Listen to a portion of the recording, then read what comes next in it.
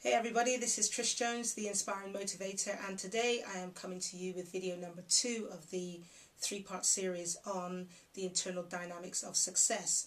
And yesterday I talked about the importance of knowing who you are, and today I'm going to be talking about the power of your thoughts.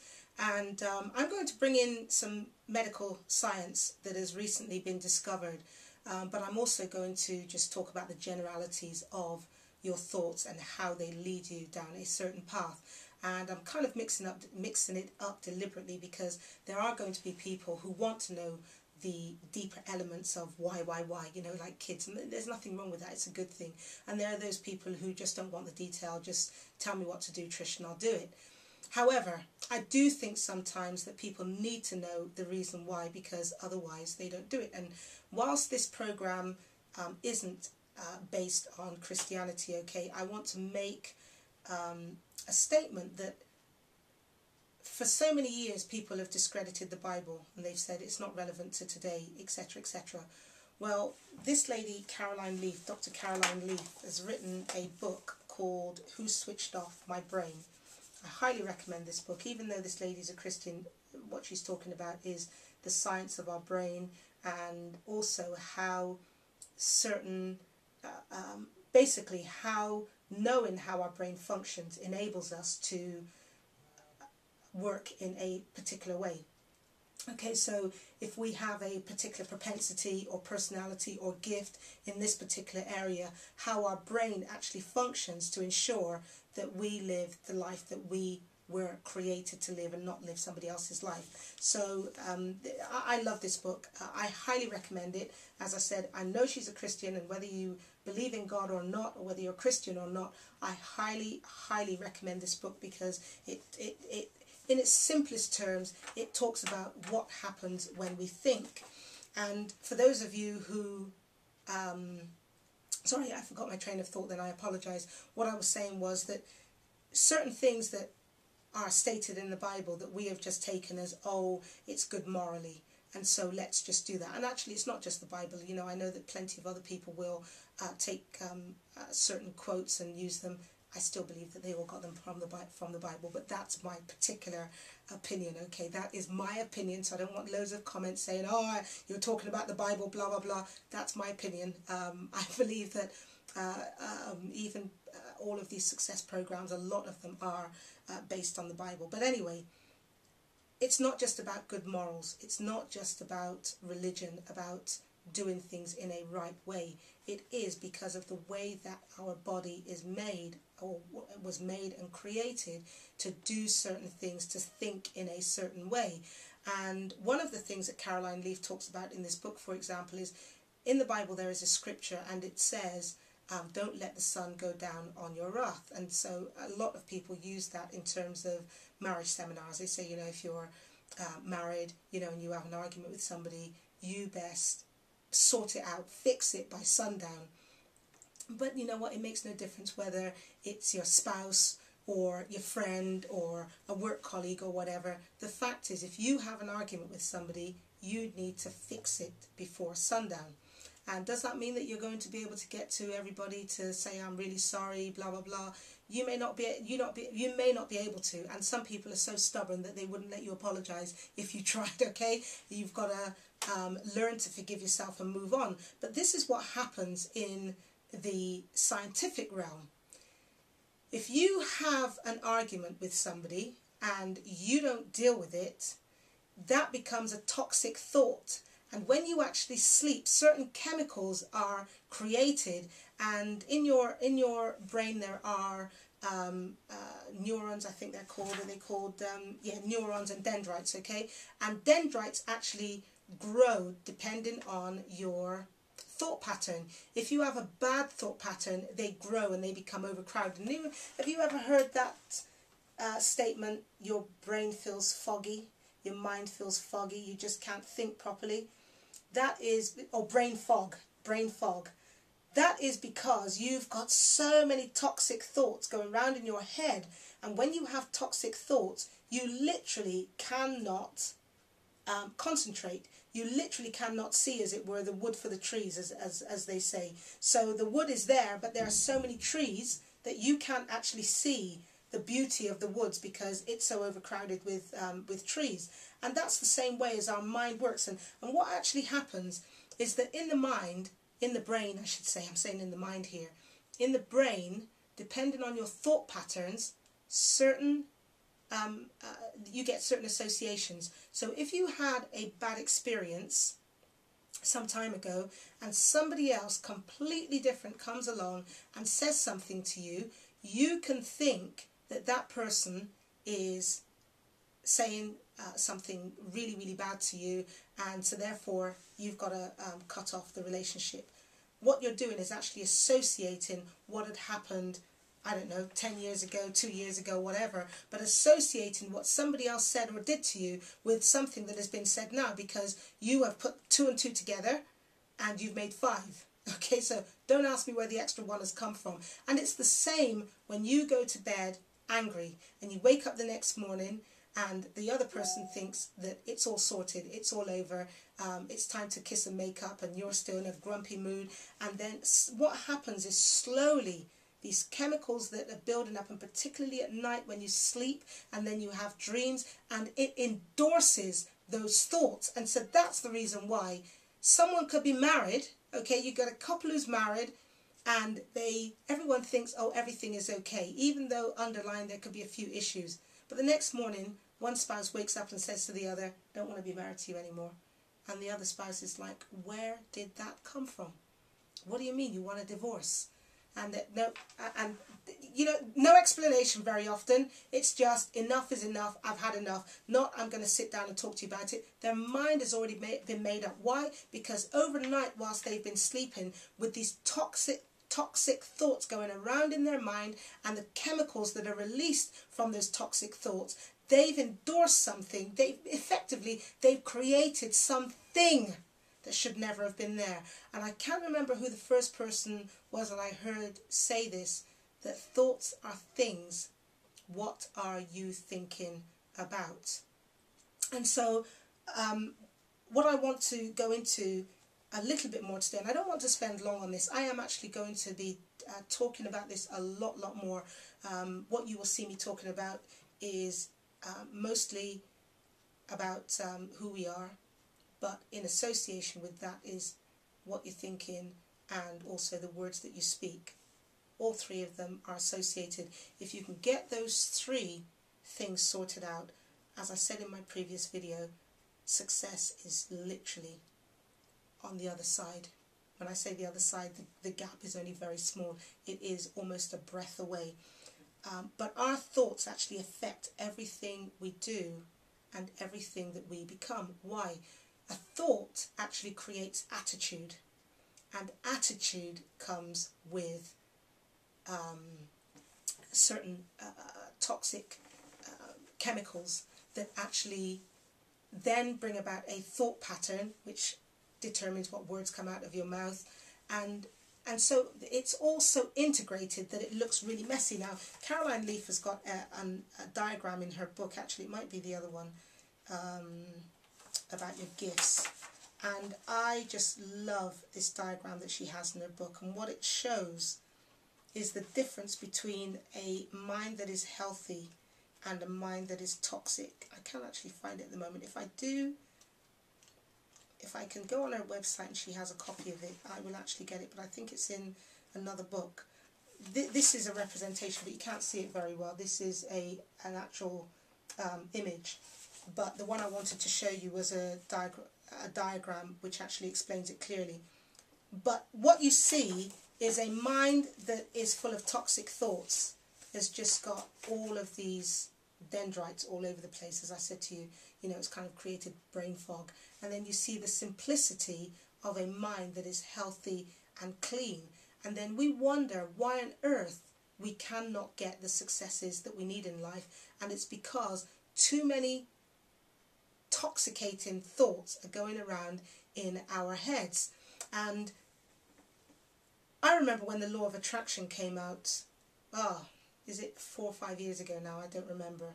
But a lot of people were saying how fantastic this was, and a lot of people were saying just how bad and how rubbish it was.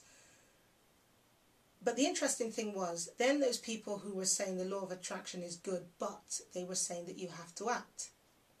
It's no good having all of these nice thoughts and then not acting on the nice thoughts that you're having. I see this from a different point of view. When you actually think in a particular way, it will give you a desire to act in a particular way.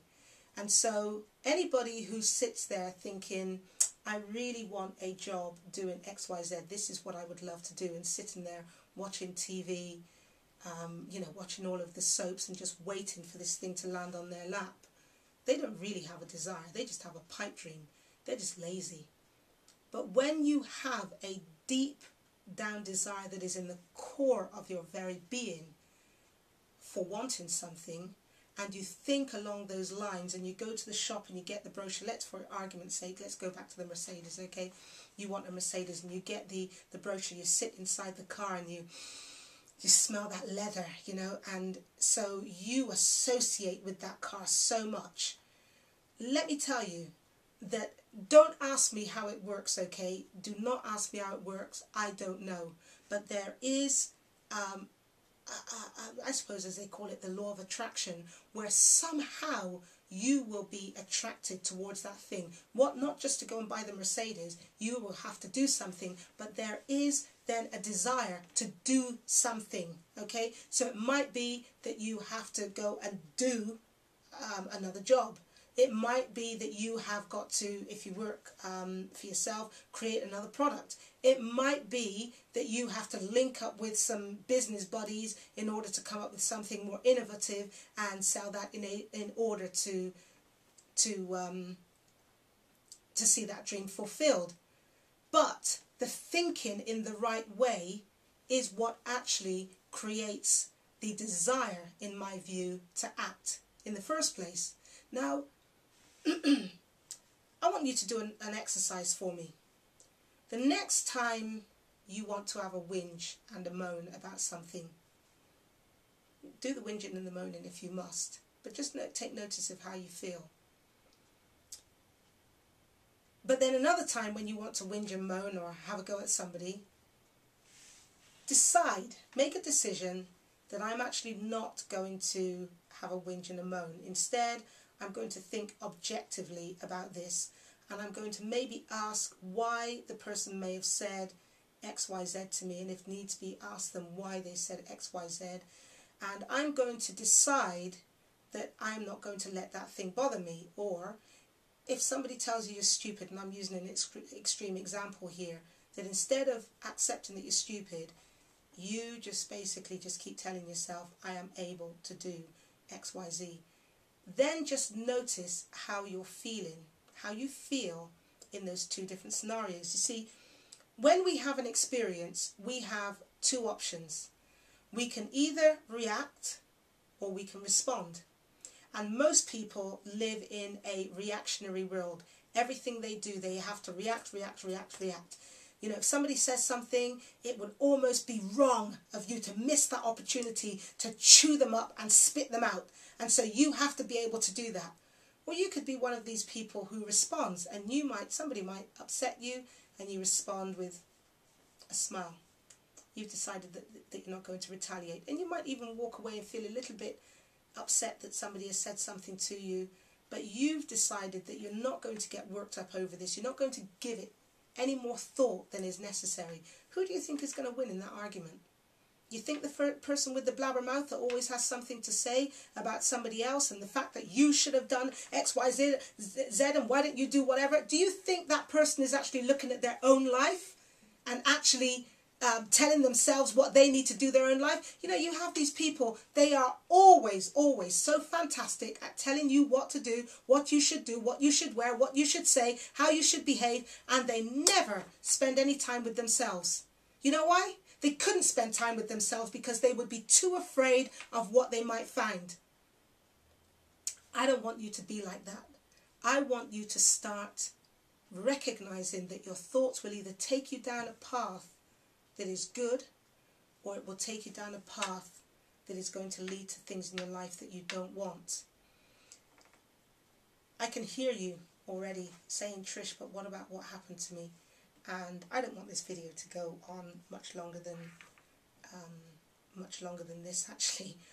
But your past is not who you are. You are not defined by your past. You only define yourself by your past because things that have happened to you, events in your life, you have put your own meaning on those things. It might be that you were raped. It might be that you were taken advantage of, and you think you invited those things into your life, and so therefore you deserve it. Or if you didn't think that, now that it's happened, you no longer are worthy to actually have those things that you want to have. I don't have time to tell my story here, but if you go onto trishjones.com or even my Christian women's site, womenofinfluence.com, click on About Trish, you will see my story there. And that was me. I, for many, many years, lived believing that because of the fact that I was taken advantage of when I was in my early teens, that mid-teens I should say, that I was unworthy. Didn't even think that I would get married because it was like I was used goods. And I'm sorry to be so frank on this video. If this doesn't resonate with you, because I've had people say to me, oh my gosh, I can't believe that you're just so honest with your story. You know what? My story's not for you. My story are for those people who have gone through bad experiences, and they may not be sexual. They may be other things that have really impacted their lives and stopped them to move on.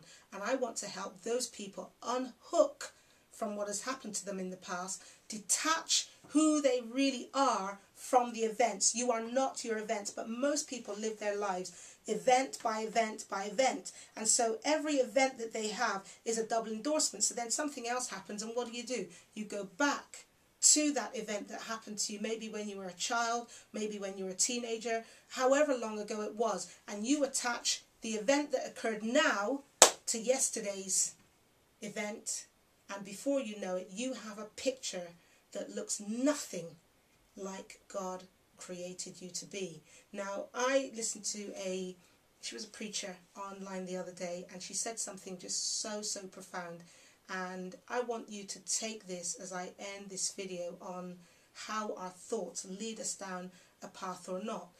One of the biggest mistakes I believe that we make in terms of thinking is that we attach ourselves to people from whom we want approval. And so we think this person has got better than we have or more than we have, and so we need to attach ourselves to that person. And initially it might seem really good until they start saying things to you that makes you feel uncomfortable. And we don't remove ourselves from that situation until sometimes we end up having to be removed. And so I'm telling you, if you've been in situations recently where you're crying because, you know, your friend's broken up with you or whatever, you know what? I'm sorry, I'm going to say you start praising God, because it was probably a good thing. Because do you want to be in a situation with somebody who is forever dragging you down for everything that you say and do? Or people who are constantly criticizing somebody else over the way they look, what they wear, you know, everything. You just think about it. When you spend time with toxic people, somehow it's going to rub off on you eventually. And so even if you walked into that relationship knowing who you are, because, and it depends on the strength of the association with that person, okay? But if you have a strong association with that person, you can end up not knowing who you are. Now, Cindy Trim said something that I thought was just absolutely amazing. She said, when people start telling you about you, you respond to them by telling them, you do you and I'll do me. Okay? And then you tell that person until they can change their image of you and see you the way that God created you. Or what is it she said? Until your vision changes of me, we will have to have just very loose connections. And so she said, you know, even if it's your mother, you tell your mother, I'll see you at Christmas, I'll see you Thanksgiving, I'll see you birthdays, but otherwise I can't spend time with you until your vision of me changes. And you're thinking to yourself, boy, Trish, that's really, really tough, isn't it? You know what? You want to live your life or you want to live your mum's life? You want to live your life or you want to live your dad's life? It's true, I'm very, very fortunate because I happen to get on really well with my mum. But having said that, if my mum were to sat here, she would tell you, not that my mum has a bad image of me, but sometimes she has in the past had a bad outlook on life. And I have had to say, Mum, don't think like that. You know, don't say so-and-so because it's an endorsement instead of saying it's a temporary situation.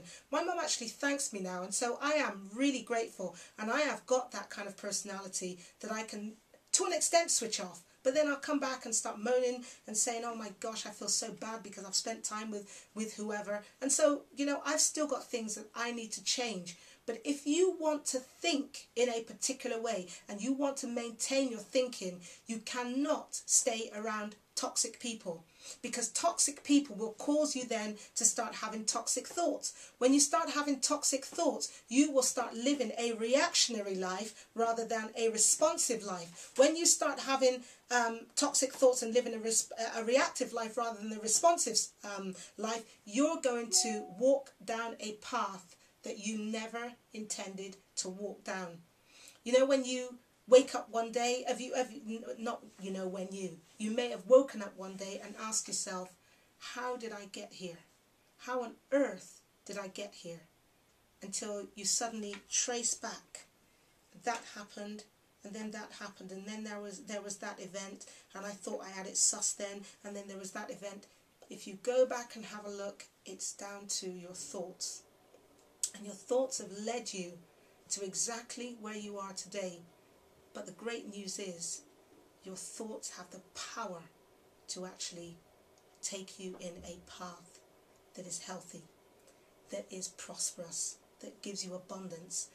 And again, I make no apology to those people who says, oh, she's using that scripture again. There's a scripture in the Bible and it says, perfect love casts out all fear. And I had no idea until I read Caroline Leaf's book that literally, you read Who Switched Off My Brain, and I'm going to show it again because I really want you to go and get this book. She talks about when love overtakes fear or anger or repressed events that have happened in our lives. Literally, remember I talked about those dendrites being like trees, tree branches. When you start loving, those tree branches start dying off. That is scientific, that isn't biblical. But obviously when God said it, he knew how he created the human body, and he knew that if you're in fear or you're fighting, you're angry or whatever, when you actually start loving, that it has a positive effect on your body. So in the same way that you may be in a situation where you are now because of your thoughts, the great thing is that you have the power to actually take yourself out with different thoughts. And what can actually happen is that the new thoughts overlay onto the old ones, but they can also eventually, and it's not an easy task, but they can eventually destroy or eliminate old thoughts. And so I want you to start thinking, as I said earlier, what thoughts are you having that are making you feel unwell? And I don't have time to go into this now. In fact, actually, I've got to go and get my little girl from school. It's getting late. But your thoughts can actually make you unwell. They reckon that 80% of illnesses now are actually due to our thought life. Can you imagine it? Because your thoughts actually have an impact on your heart, they have an impact on your immune system, and they have an impact on your digestive system. And so if you think the three major systems in your body are affected by our thoughts, can you therefore imagine why we have so many ailments today? And so anyway, I'm gonna be done. I'm gonna be done here. I want you to know that your thoughts can literally lead you along a path of success, of abundance, of happiness. And I'm telling you, before money, and I don't want anybody to think, by the way, that having money is bad, because I absolutely do not. What I am about is getting to the foundation of a person, of why X is happening, and bringing them into why, okay? Why A has brought them to B, and I want you to be able to look back and how you can move from B to C in not the same way that you move from A to B. I know that that wasn't perfect English or whatever. I don't want you to think there is anything wrong with money, but before money is happiness. Money won't make you happy. Money will make you more of who you are. And so you'll get certain happiness, of course you will. You get certain joy, you can spend more time on the beach, but deep down, that core of who you are wants to be fed first. And that's where I'm coming from. I want to feed the core of your being so that you walk into success happy. Okay, so I will see you in the third video where we're going to talk about our words. And so we're building on the thought life again and who you are. And I look forward to seeing you in the next video.